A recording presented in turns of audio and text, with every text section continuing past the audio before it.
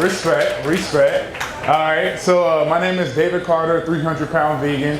I'm not 300 pounds no more. I slimmed down. You know, I got good for the summertime. It's gone now. I got to hibernate, get that weight back on again.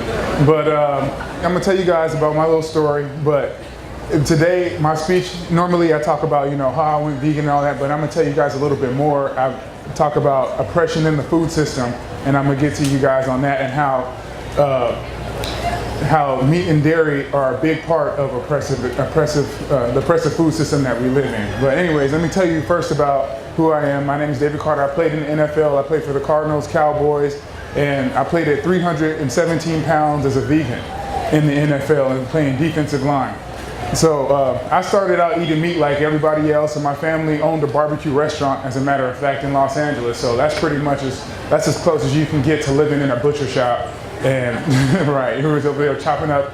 I don't want to talk about it. We're all vegan here. We don't want to get into that. But so, you know, and also my brother and I both played football growing up. So we were, you know, like most football players, trying to get as big and strong as we possibly could. And that involved eating as much food as we could. So we were eating meat all day. As a matter of fact, my parents even had like this huge deep freezer in the garage. And they would fill it up with chicken and steak and all of that. And within 6 months, that deep freezer would be gone. We were eating, you know, 4 steaks a day and 3 chicken breasts for dinner and all kind of craziness, like just going in. And it worked, you know. I got my weight up to be 300 pounds, and I went and got a scholarship and played for UCLA. Went to the NFL, but you know, after a while, being that heavy, 300 pounds, I mean, that's just not healthy anyway. It just caught up to me, and I was dealing with high blood pressure, tendinitis, early onset arthritis. I had nerve damage, and I couldn't feel, this is just from playing the game, I couldn't feel half of my right hand, my pinky finger, ring finger, and middle finger, and like couldn't even make like a complete fist, right? And that's just from playing the game, the you know, the consequences of playing the game. And I was only 23 years old with a long list of ailments and also taking a long list of medications. I was on high blood pressure medication, painkillers, anti-inflammatories. They had me taking Celebrex, which got like, you know, I think they took it off the market for a while because it was causing problems, and they were just giving me medication. So, you know, my wife, we were watching the documentary Force Over Knives, and that documentary just completely changed my life. You know, before we watched the documentary, I was drinking a milkshake, right? And went down, sat down, I was drinking my milkshake, and she's like, "We're gonna watch this." I'm like, okay. And then she put it on, and they start talking about how milk actually leaches calcium from the bones, right? And when they got to that part, and I told you I was dealing with tendinitis, right? And if you break down the word tendon means joint, and itis is Latin for inflammation. So, and then back to it, it was talking about how, in the documentary, it talked about how milk actually leaches calcium from the bones and making your bones weaker, but also it talks about how it sends your body, how meat and dairy products actually send your body into a constant state of inflammation. So I put it together, I put 2 and 2 together, and I'm like, wow. So I'm dealing with this tendinitis. I had tendinitis to the point where I couldn't do push-ups. Like, it was hard for me to lift weights and to do my job and play the sport. And they were making me take Celebrex and all these drugs or Band-Aids to try to cover up the problem, right? And I was like, okay, so after seeing the documentary, I you know, came to the conclusion that I was causing my own old man illnesses, all these old man illnesses, tendinitis and arthritis at 23 years old. Them was old man illnesses, you know, like. So at that point, I was drinking my milkshake, and I was like, okay, enough is enough. I'm done with this. And I just dumped the milkshake down the drain, and I got up and I started clearing out my refrigerator, and she was like, "What are you doing?" And I'm like, "I'm going vegan." And she said, "What?" But after that, you know, I started doing a whole bunch of research and finding out, like, okay, well, how am I going to do this? Like, where am I going to get my protein from? Because I was just like everybody else, you know, where am I getting my protein from? Because I was under the assumption that meat and dairy were the only sources of protein. But then, you know, finding out that, you know, and I know that cows don't eat meat, and they grow to be 2,000 pounds, and I'm like, well, they're getting their protein from something, you know, gorillas are getting their protein from something. The largest animals in the world are all plant-based animals, elephants, even the largest dinosaurs are all plant-based. So I was like, okay, well, I'm gonna get my protein from the same places they got their protein from. And then finding out that the strongest man in Germany is vegan. And then you have the Vegan Dread and Das Thompson. These are Instagram people. You guys should check them out. They're dope. And you know, and those were inspiration for me to go plant-based. I was like, if they can do it, I can do it. You know, I felt like, and then I felt like, you know, I was like kind of been brainwashed, like to think that meat was the only source of protein. And it worked out, you know, like after, you know, going vegan and everything, it worked out. I lost weight. I lost 40 pounds within the first month and a half, and went from 305 to 265, but my bench press had increased, and I was, because of the tendinitis, my bench press wasn't what I wanted it to be, and it shot up from, I was only doing 315 pounds for a set of 5, and it shot up from that to where I was doing 465 pounds, which was the most I had ever done in my life. I had my friend videotaping, and I was like, girl, ain't nobody gonna believe this, man. This is ridiculous. I'm over here lifting the world right now. So, and you know, and it really changed my life. I was off all those medications. The tendinitis had gone away. I had been more flexible. I was faster. I was stronger. And then after a while, because I had to get my weight back up. 265 pounds is just not. It's unacceptable in the NFL as a defensive lineman. Like, you're a lightweight. Like, if you go, like, I played nose tackle, so you have to be 300 pounds and over. And if you're not, then, you know, you're going up against two dudes who are 300 plus pounds, more towards 330 pounds.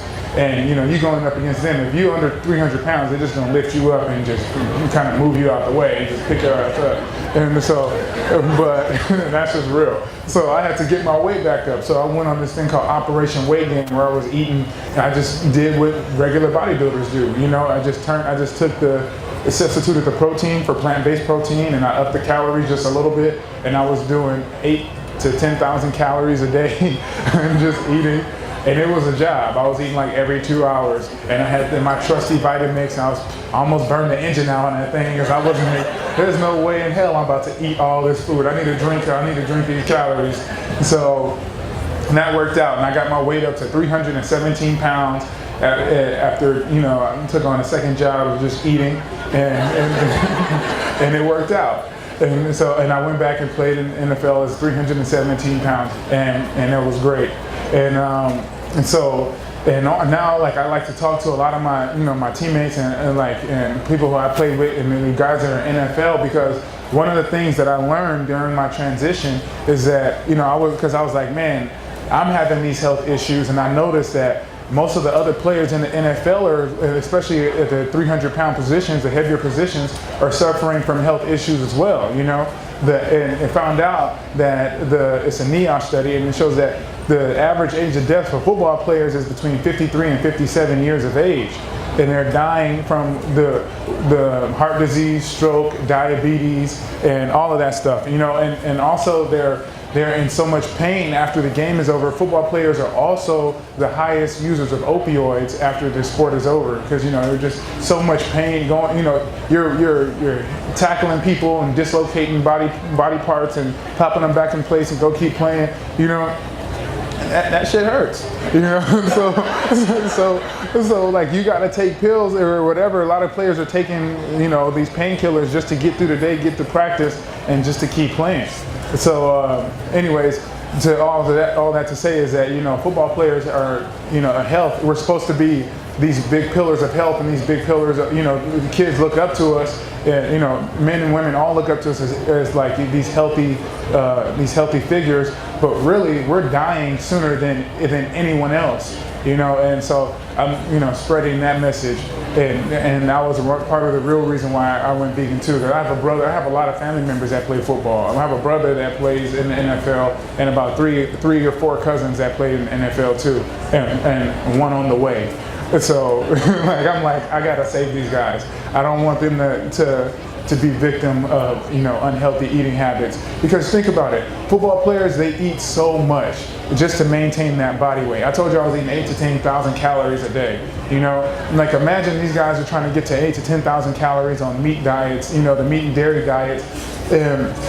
And you know, these are eating habits that they adopt, and it becomes regular to them. And they were like, oh, I'm cool, like, I can eat these 4 sandwiches. Like, that's what I used to do after practice. I would go after practice, me and my boys, we would go, we're like, all right, let's eat healthy today. We're gonna go to In-N-Out and get 4 double-doubles. They were like, that was what it was. That was what it was. And, you know, like, we adopt these eating habits, and then we're, like I said, we're gonna be all right. We're gonna work it off tomorrow. We're gonna burn about 8,000 calories tomorrow at practice anyway. But after you retire, you don't work out like that anymore. There's no way in hell that you're gonna work out 4 hours a day after you retire, unless you just ain't got nothing else to do. So afterwards, they drop the workout drop the workout routine, but the eating habits remain the same. You're living a sedentary lifestyle now with the royal eating habits, and that's what it takes on. That's where a lot of people after football, they blow up. And then they die at 53, 56 years of age. So that's why I talk about that. So that's my story as far as football goes. But then I also I've been talking a lot about, my plant-based diet. But one of the things that I also learned is that, okay, so I grew up in South Central Los Angeles, right? That's where they call it the ghetto, the hood, inner city area, whatever you want to call it. And then I grew up and I came to, I went to the NFL. I've been blessed to live in different tax brackets and be able to afford a vegan lifestyle. Everybody is either like, oh, vegan food is so expensive, and it is. You got to figure out a way how to do it. We like the already made stuff in the restaurants and everything, and Whole Foods is expensive, but there's a way you can do it if shop in the grocery stores and you can get it done. So what it got me talking to, I realized is, like, when I talk to audiences that are majority, the vegan community is mainly known for being mainly white, and that's who a lot of the audiences is that I'm speaking to are mainly well-to-do people, or mainly white people. And I switched to talking about. I wanted to talk to my people, or talk to people of color, because they were asking, like, how does this fit into us? How does this fit for us? We live in food deserts. So how can we get vegan food in our food deserts? We don't even have grocery stores. So I started tailoring my presentation and talk more about food deserts. Does everybody know in here what food desert is? Right, where you have no grocery stores for within like a 3 mile radius, 1 3 mile radius, whatever, and you have to drive way out of your neighborhood to go to a grocery store. And if you live in a food desert, they call it a food desert. But you have food there, but it's the worst food that you can possibly think of. It's McDonald's, it's all the processed food. McDonald's, Burger King, KFC, but it's a food desert. So it's an unhealthy food desert. And then when you think about the word food, okay, deserts are made by God, right? Or whoever, whatever. So deserts are made by God, and but whoever's putting those stores there, those restaurants there, not restaurants, there's fast food spots there, and it's in abundance. That was planned. That was plotted that way. Somebody placed that there and decided we're not going to put grocery stores in this community for whatever reason. And they got me doing, I was like, okay, that's interesting. Like, it's not a food desert, it's a systematically underserved area. Somebody put that there. And I did more research and found out, I was a history major at UCLA, so I went way back in the time, and found out that our food system is created, was actually stemmed from Jim Crow laws. And for those of you who don't know Jim Crow laws are when they used to say, blacks only restrooms, whites only restrooms, colors only restrooms. They used to say no blacks, Mexicans, or dogs. Like, they would put people of color in the same category as animals and separate themselves. And it was the Jim Crow laws were used to separate resources in communities. Like, they would put all the black and brown people and Asian people in one community, separated with industrial buildings, and then you would have the white area, the well-to-do area.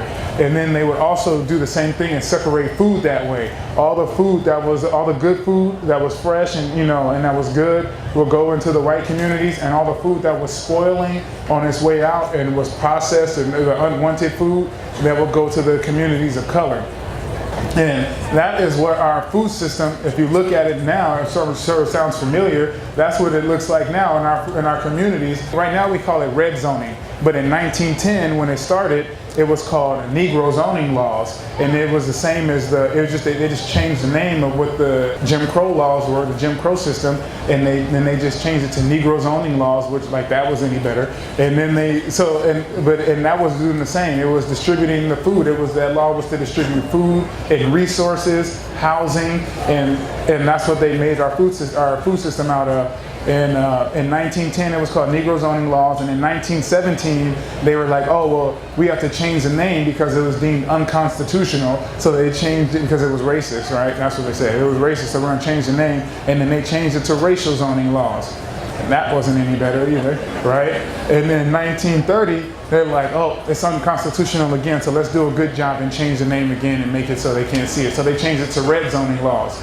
But they didn't change anything about the laws. The food is still distributed that way, and you know, like the good food goes into the communities, the affluent communities or white communities, and then you would have, you know, all the bad food, like the bad food chains, McDonald's, Burger King, KFC, flooding in the communities of color.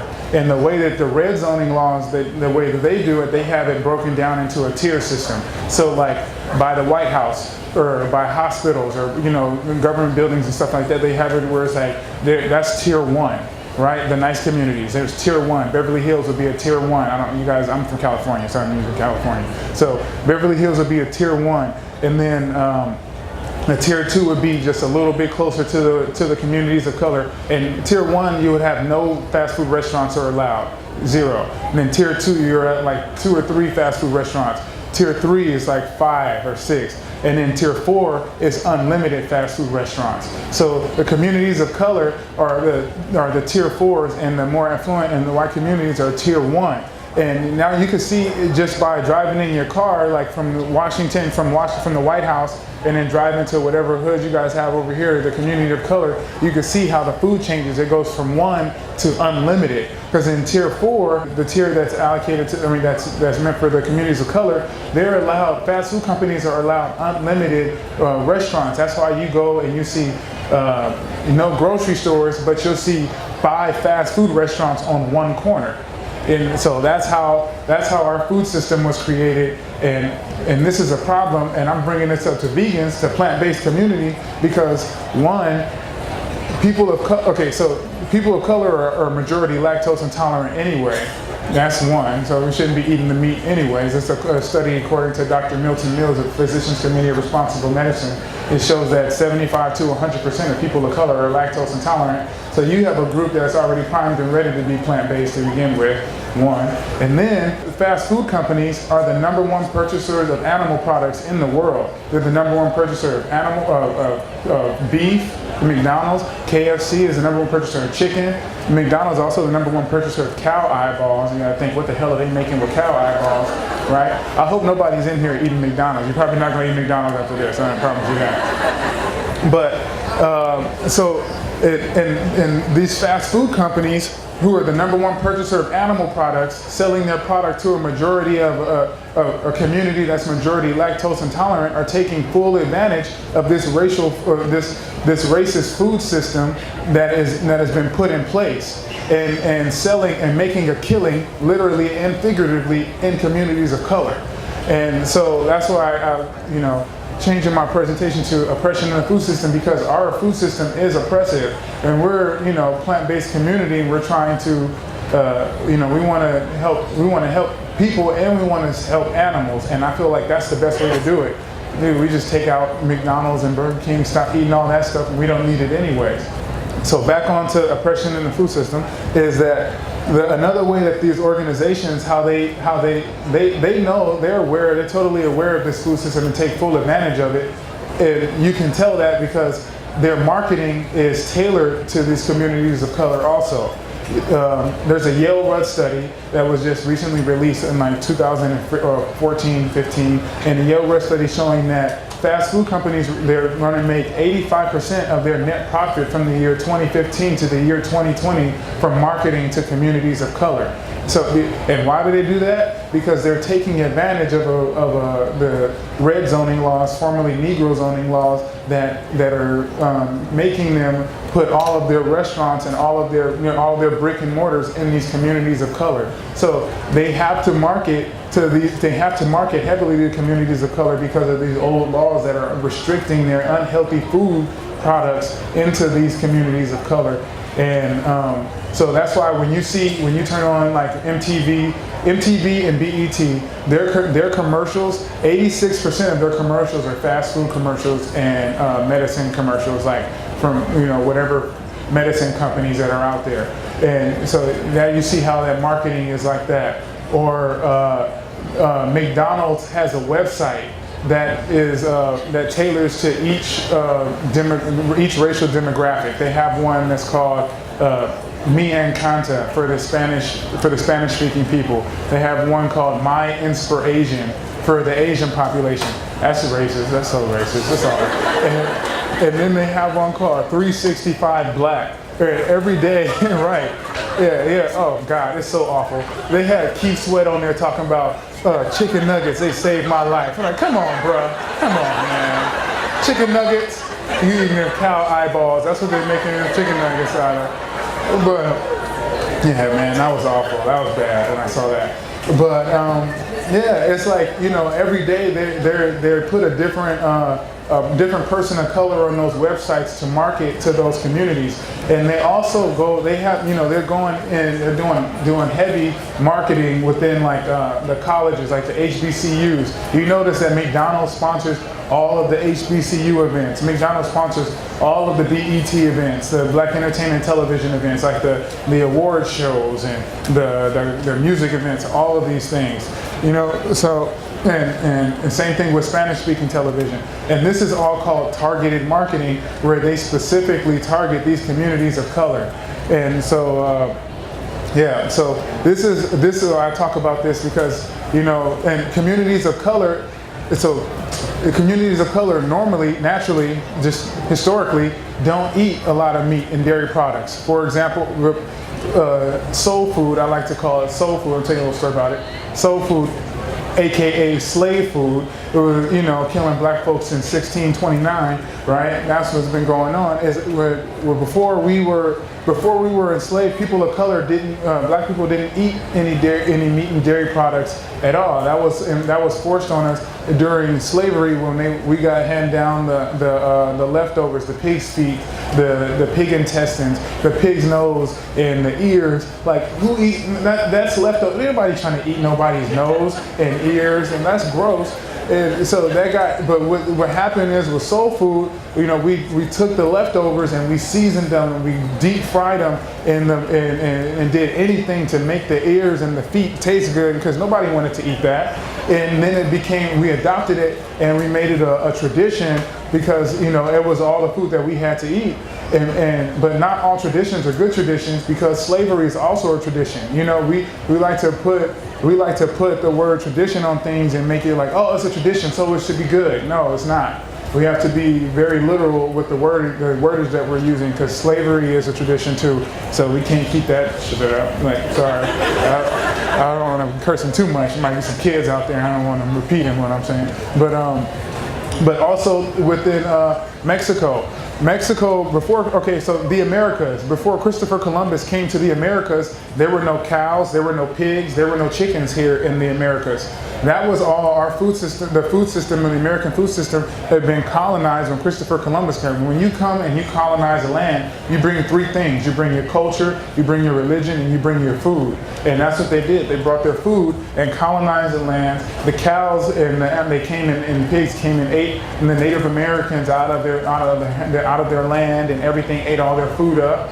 And, you know, and now you see how, you know, the pork and the beef, the pig and the cow, are part of the Mexican diet, and the cheese and the dairy, but none of that was here originally, and none of that was here with the indigenous foods. If you go, I spoke in Mexico a couple of weeks ago or a month ago, and I was making tortilla shells with the Mayan people down there, and they were telling me how the original taco didn't have any meat in it at all whatsoever. The original taco had potatoes and peppers in it, and that was the filling for the tacos. But now you see, when you got all this Mexican food with cheese and sour cream, and, you know, the diet has been you know, taken over and colonized, and now you got stuff like burrito. That's not even a Mexican food. That was something that a cowboy made up and put on his horse, and now it's a part of the food system. You know, like now it's part of the Mexican food, like the fake Mexican food.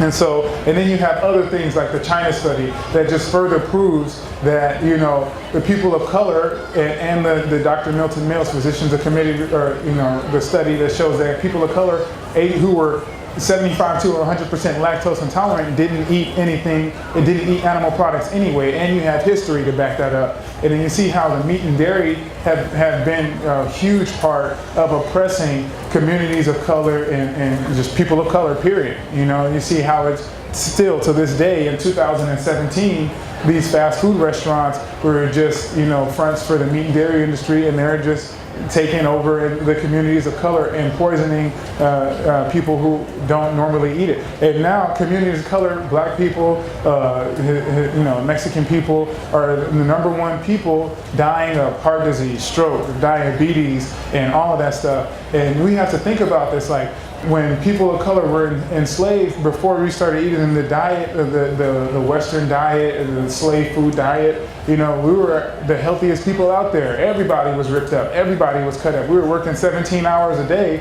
you know, and getting up the next day and doing it again in the sun, beating down on the back. But now we're the #1 people dying.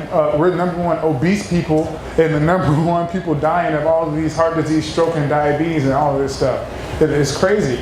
So, you know, and so that's why I've been talking about I feel like educating people on the history of our food system and pointing out how you know, it's important for us to understand how our food system is being oppressed, and how we need to be aware of these racist food laws that are in place, these red zoning laws, aka formerly known as Negro zoning laws, are still running the food system that we live in today. And it's important that we understand that, because if we don't, then you're going to continue to become a victim. You guys can see this yourself. If you can see, you can hop in your car and drive from the White House and drive to the hood, and you can see how the food system changes. And I'm telling you this story, I'm talking about people of color, but if you're, you know, you're not a person of color, and you're like, oh, this kind of affects me, and not really, it doesn't really affect me, I don't live in that community, you're still taking part of it. You know, you're still a tool in the system,